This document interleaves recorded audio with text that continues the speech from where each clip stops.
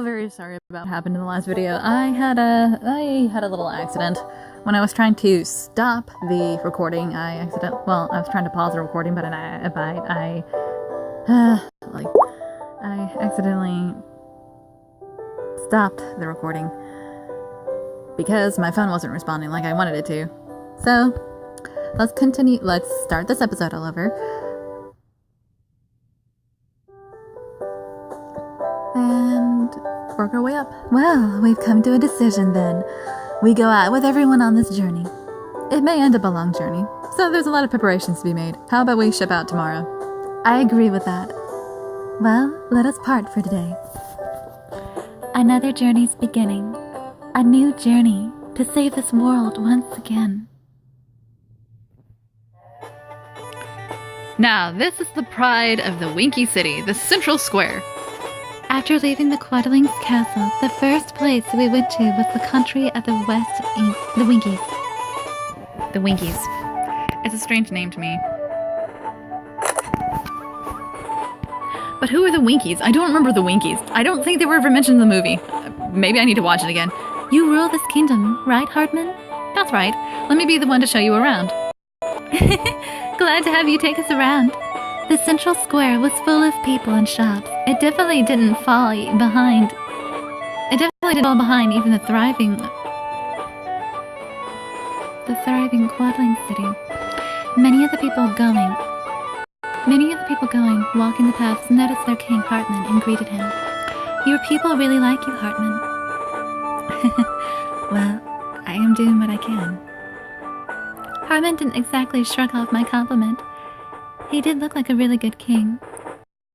But there sure are a lot of people out here. There seem to be some kind of festival going on. It's not quite a festival, but today is the monthly bazaar? What's a bazaar? Bazaar. There's a lot more people out than usual. We should be careful not to get separated. Hey, Flower, is that a flower shop over there?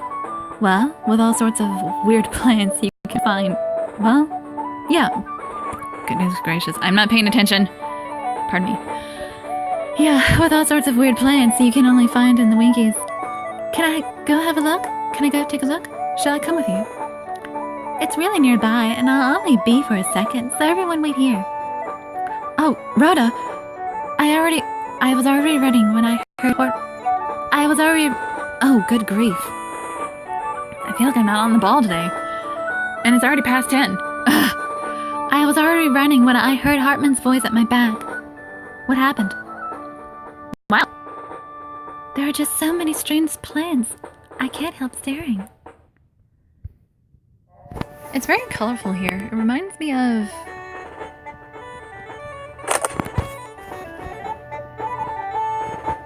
Gaudi from...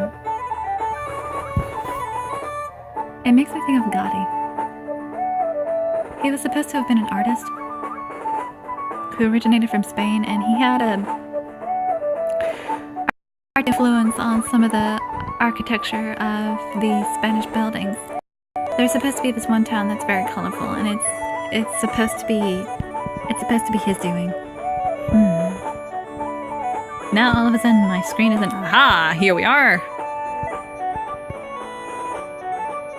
Before I noticed, far more time than I had expected had passed. I better get back quick before everyone starts worrying. But I came to a complete stop where I stood. Wait! Which way did I come from again? Since I wasn't too familiar with where I was, I'd lost all sense of direction. Everyone's waiting. Over there? Or was it over there? Walking around randomly had only made things worse. I was now completely lost. There you are, Rhoda. Solomon! I've been away from Solomon for a little while, but his voice sounded incredibly nostalgic. You were taking a while to come back, so we split up and searched for you. I'm sorry, but I'm really glad you found me. Let's get back together with everyone. Hold on a moment. It's just the two of us. So how about we have a little date? A date? But is this really the time? I'm really glad about the offer, but it feels a little off. Solomon smiled gently and took my hand. This is the best time for a date. You haven't had a chance to rest your mind ever since hearing about the prophecy, am I right? So let's forget all of that for now. Solomon. Oh. Solomon's worried about me. Alright. Thanks, Solomon. Let's go on a date. I went and nodded, and Solomon smiled happily. So, how about that shoe store? Allow me to find you the perfect pair. Sure. Solomon and I went into a nearby shoe store.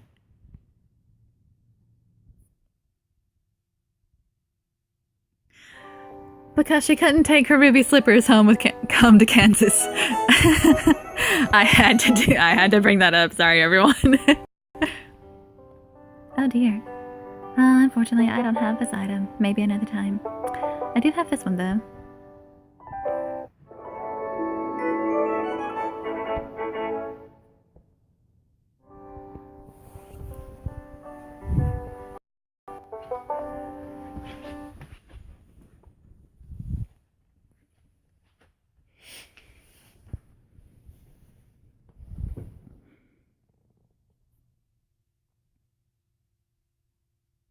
Well, this is taking a while. I can fix this. Hopefully. Yep.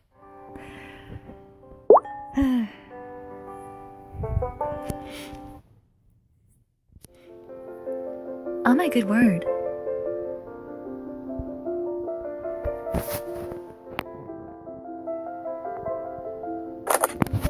If I had to live in Oz, I think I would live in Hartman's kingdom. It's so pretty and colorful here. Look at all these gems. Forget Steve.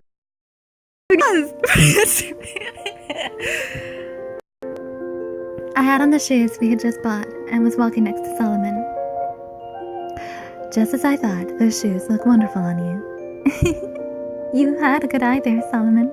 I'm glad to hear it. Well, since we've bought some wonderful shoes, how about we keep walking? Sure. I glanced up at Solomon's profile beside me. His long eyelashes were glistening in the sunlight.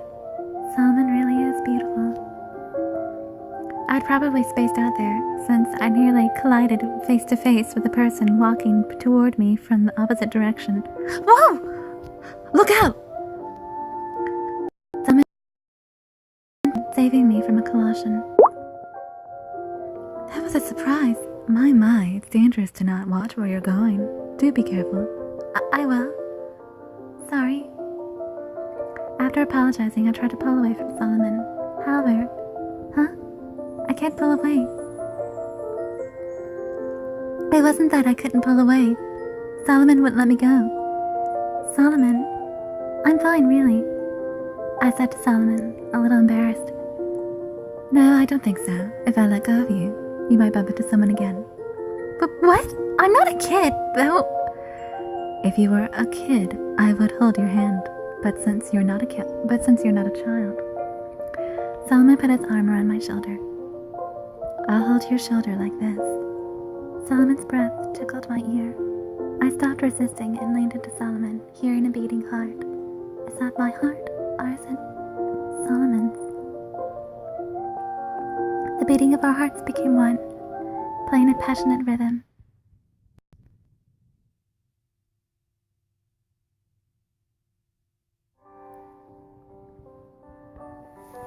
Some of these normal stories aren't that bad. They're not that very romantic, but they're okay.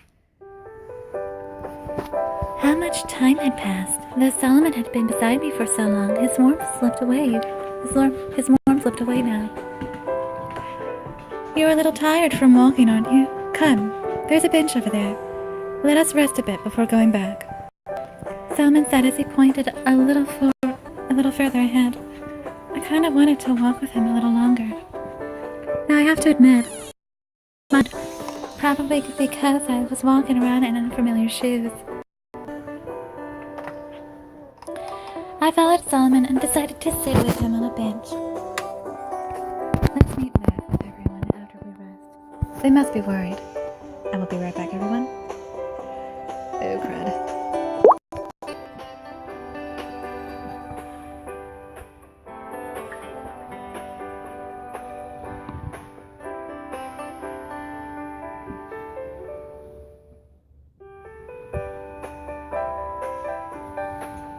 Let's meet back with everyone after we rest. They must be worried. Simon said nonchalantly. He was already in relaxation mode. I couldn't help feeling calmer myself. When I'm like this, it feels like prophecy and what happened with Norton are just dreams. I know, if we're relaxing like this, then I may be able to ask him. Solomon, what is it, Rhoda? Do you mind if I ask you something? Why, go right ahead. I really need to know what that weakness of his Leslie was telling me about is. How should I bring it up, though? Oh, dear.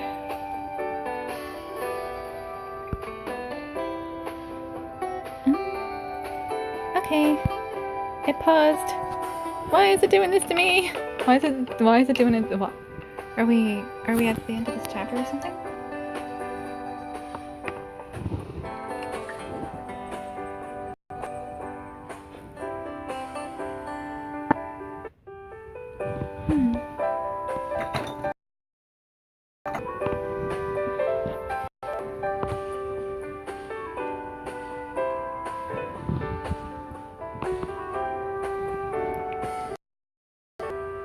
I'm gonna go with the first option, because if we just ask the other two,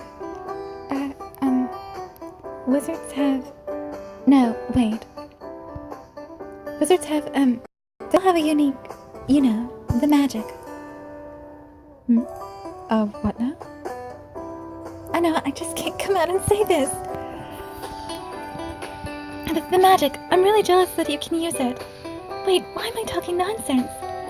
Jealous of magic, are you? Well, becoming a wizard and gaining eternal life isn't all good, truth be told. Solomon spoke slowly and deliberately. Really? Gaining power that normal people lack means you should shoulder a responsibility just as great. And of course, you must pay the price.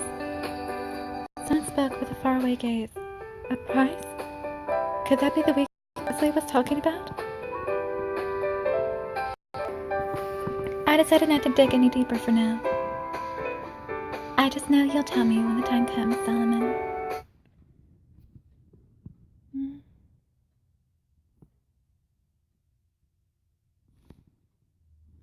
I guess that would be the better option for now.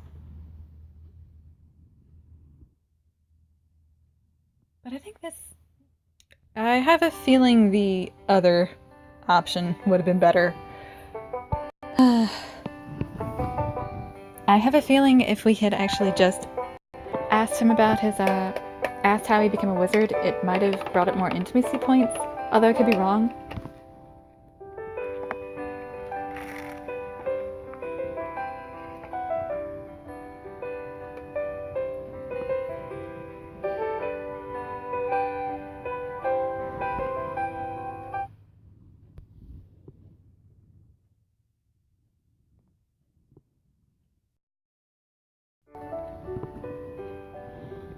After thinking for a few moments, Solomon slowly began to speak.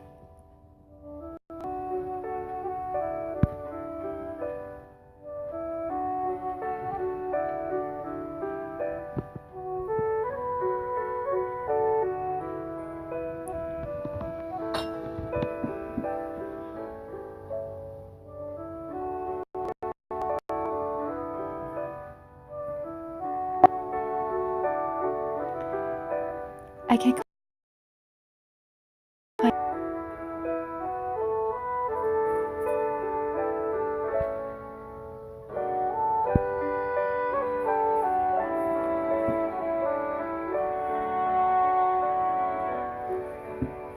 begin just yet with what?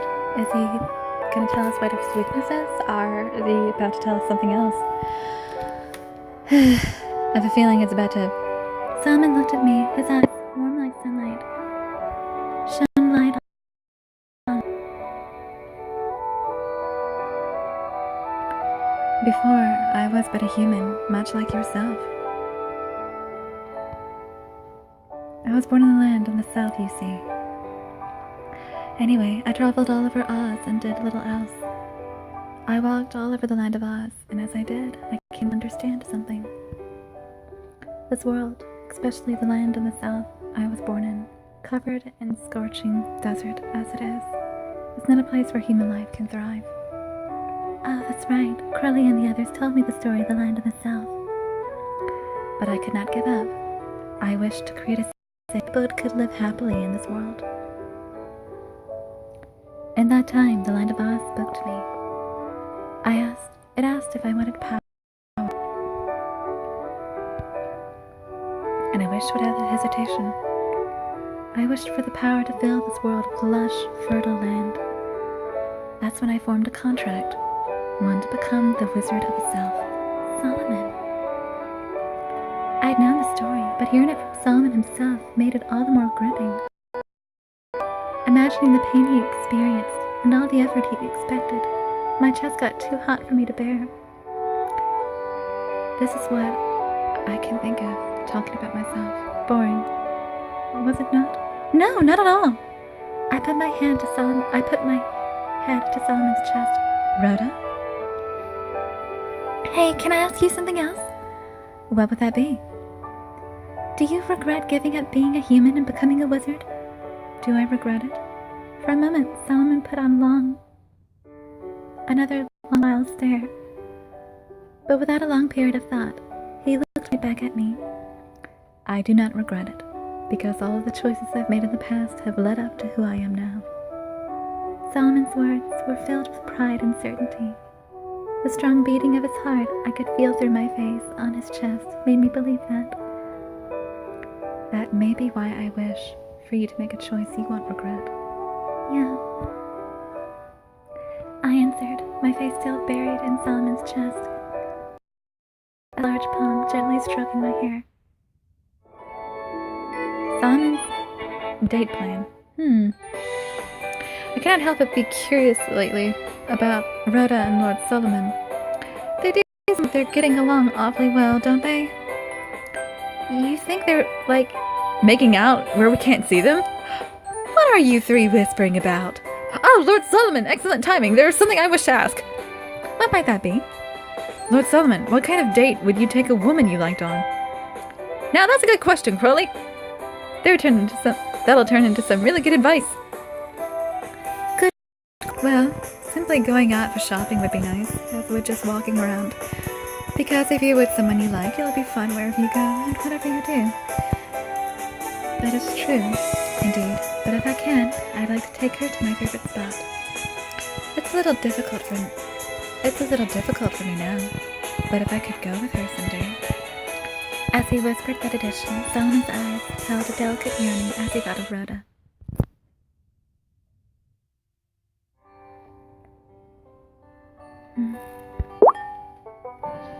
Well, that's that for now.